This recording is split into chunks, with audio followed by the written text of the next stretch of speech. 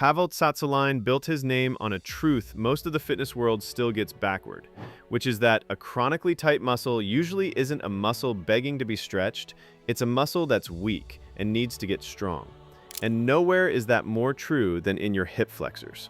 In the old Soviet system, the muscles at the front of the hip weren't seen as something to stretch loose.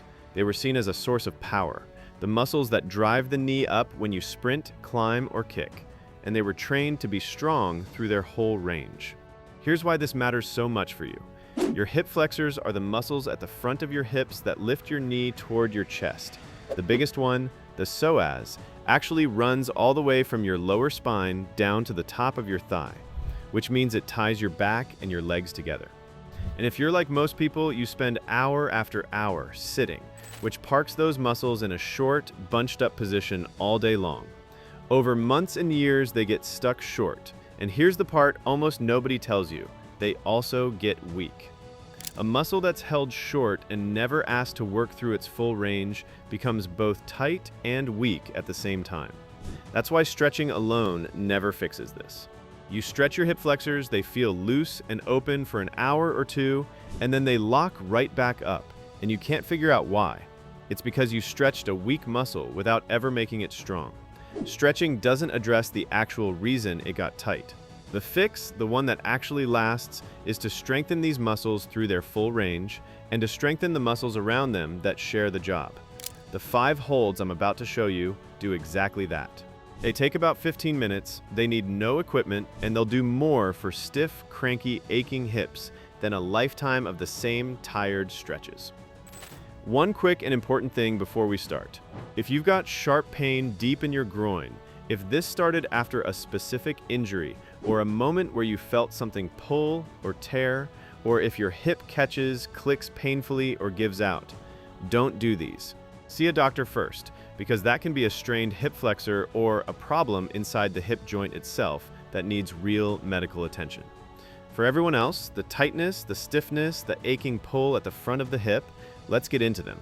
The first hold goes straight at the real problem, and it strengthens your hip flexor exactly where it's weakest. It's the standing knee up hold. Think about it. Your hip flexor's whole job is to lift your knee up high, and yet almost nobody ever trains it to actually hold your knee up. That high position above the level of your hip is where the psoas is meant to work and where nearly everyone is weak. Build strength there, and that constant, tight, pulling feeling starts to melt away, because the muscle finally feels capable instead of strained.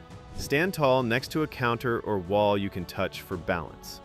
Now lift one knee up in front of you, higher than your hip if you can, so your thigh is above parallel to the floor, and hold it right there. Stand tall the whole time, don't lean back, and keep the muscles of your standing leg and your core braced. Hold for 15 to 30 seconds, then switch legs. You'll feel the front of your lifted hip working hard to keep that knee up high, maybe even shaking, and that shaking is the weakness you're fixing in real time. The most common mistake is leaning your upper body back to cheat the knee higher, so stay tall and let the hip flexor do the work. The second is letting the knee drift down over time, so fight to keep it high.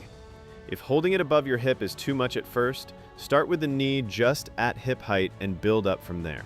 The second hold finally lets you own the long stretched position, but with a twist that makes it actually stick. It's the couch stretch hold, done actively.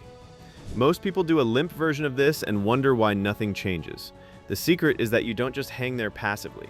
You actively drive your hips forward and squeeze your glute hard, which strengthens the hip flexor in its lengthened position, instead of just yanking on it. That's the difference between a stretch that lasts an hour and one that actually retrains the muscle. Get down into a kneeling position near a wall or a couch and place the shin of your back leg up against the wall, with your back knee down on a folded towel and your back foot pointing up toward the ceiling. Your front foot is planted flat on the floor in front of you. Now here's the active part. Tuck your tailbone under by squeezing the glute of the back leg hard and gently drive your hips forward. You'll feel a deep, strong stretch open across the front of that back hip and thigh. Hold it, keeping that glute squeezed and your hips tucked for 30 to 40 seconds. Then switch sides. The mistakes are letting your lower back arch and sag instead of tucking your tailbone, and just hanging there loose instead of actively squeezing. If the full position is too intense, move your back knee further from the wall so your shin isn't vertical, and work your way in over time. Now, before I show you the third hold, let me stop for a second, because this matters. If you're dealing with constant tightness, aching joints, and a body that just doesn't move the way it used to, I want you to hear this clearly. You are not stuck with it. Most people assume this is simply what happens as the years add up, and that is flat out not true. That's exactly why I put together Reboot Your Body. It's a 30-day, step-by-step program that rebuilds your mobility and your strength one piece at a time so you can stand up out of a chair without that stiff, seized-up feeling in your hips. Walk with a longer, freer stride, and get down on the floor to play with your kids or grandkids without your hips fighting you. Imagine standing tall and easy after a long day instead of feeling bent and tight. If you want it, the link is right there in the description. All right, back to it. The third hold works the muscle most people never connect to their tight hip flexors, and it might be the real key to setting them free. It's the prone hip extension hold, and it strengthens your glutes. Here's what's happening. Your glutes and your hip flexors are opposites. The glutes push your hip back, and the hip flexors pull it forward. And when your glutes are weak and asleep, which they are for most people who sit all day, your hip flexors are left doing too much and they clamp down tight to compensate. Wake up the glutes and the hip flexors are finally allowed to relax. Lie face down on the floor with your legs straight. Rest your forehead on your hands. Now, keeping one leg completely straight, squeeze that glute hard and lift the whole leg a few inches off the floor, then hold it there. This is a small lift and it should come from your backside, not from arching your lower back. Hold for 15 to 20 seconds, feeling your glute working. Then switch legs. You should feel this squarely in the meat of your buttock, not in your low back. The main mistake is cranking your lower back to hoist the leg higher instead of driving the lift with the glute itself. Keep the lift small and the squeeze strong. If you feel it in your back, lift lower and focus on the squeeze.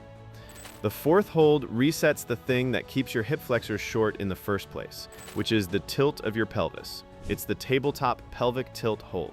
When your hip flexors are tight, they pull the front of your pelvis down and tip it forward, which pitches your tailbone up and jams your lower back into an arch. That forward tilt keeps the flexors stuck short in a vicious cycle. This hold trains your deep core and lower belly muscles to pull the pelvis back to neutral and hold it there, breaking the cycle. Lie on your back with your knees bent and lifted so your shins are parallel to the floor, like your legs are resting on an invisible tabletop. Now gently flatten your lower back down into the floor by tucking your pelvis, tightening your lower belly as if you're zipping up a tight pair of pants. Hold your legs in that tabletop position while keeping your back pressed flat, and hold the whole thing for 20 to 30 seconds. You'll feel your deep lower abdominal muscles working hard to keep your pelvis tucked while your legs try to pull it back into a tilt. The mistake is letting your lower back pop up off the floor into an arch, which means the hip flexors won. Keep that back glued down. If it's too hard, keep your feet on the floor with knees bent and just practice pressing your back flat and holding. The fifth hold is the advanced one, and it builds real functional strength deep in the range where your hip flexors are almost always the weakest. It's the seated compression lift-off hold. This one humbles nearly everybody, and it directly strengthens the muscles that lift your legs, which is the exact strength that keeps you from shuffling and tripping and that lets you climb stairs with power. Sit on the floor with your legs straight out in front of you and your torso tall. Place your hands flat on the floor just beside your hips. Now, keeping your legs dead straight, try to lift your heels just an inch or two off the floor using only the front of your hips and hold them there. That's it, a small lift, but hold it. If lifting both legs is too much, start by lifting just one leg at a time. Hold for 10 to 20 seconds. You'll feel the front of your hips and your lower belly firing hard to keep those legs up. And you'll understand instantly how weak this range has become from years of sitting. The mistakes are leaning way back to cheat and rounding your spine. Sit as tall as you can and lift from the hips. Even an inch, held with good form, builds the exact strength you've been missing. All right, now let me show you how to put these 5 together into a routine that takes about 15 minutes. Start with the standing knee up hold, 15 to 30 seconds each leg to strengthen the flexor up high. Then move into the active couch stretch hold, 30 to 40 seconds each side to own the long range under tension. Next, the prone hip extension hold, 15 to 20 seconds each leg to wake up the glutes that let the flexors relax. Then the tabletop pelvic tilt hold, 20 to 30 seconds to reset your pelvis to neutral. And finish with the seated compression liftoff, 10 to 20 seconds to build deep strength in the range you've lost. Do this routine 4 or 5 days a week. Because these are strengthening holds, your hips will get the most out of it with a rest day sprinkled in here and there. But this is gentle enough that most people can do it often. Give it 2 or 3 weeks, and here's what changes. That constant, tight, pulling feeling at the front of your hips starts to fade. Not because you stretched it away for an hour, but because the muscles are finally strong enough to stop straining. You'll stand taller, your stride will open up, and getting out of a chair will stop feeling like your hips are made of concrete. Here's the truth to hold on to. You cannot stretch your way out of tight hip flexors. You have to build your way out. Strength through the full range is the medicine, not another 30 seconds of the same stretch that never lasts. So don't save this for later and forget about it. Stand up right now, hold on to something, and lift one knee up high and hold it and feel exactly where your strength runs out. That spot is where your fix begins. And if you want the full step-by-step plan that builds on these holds and rebuilds your whole body over 30 days, that's exactly what Reboot Your Body was made for. And the link is waiting for you below. Otherwise, subscribe and stick around, because the next one is going to help you just as much.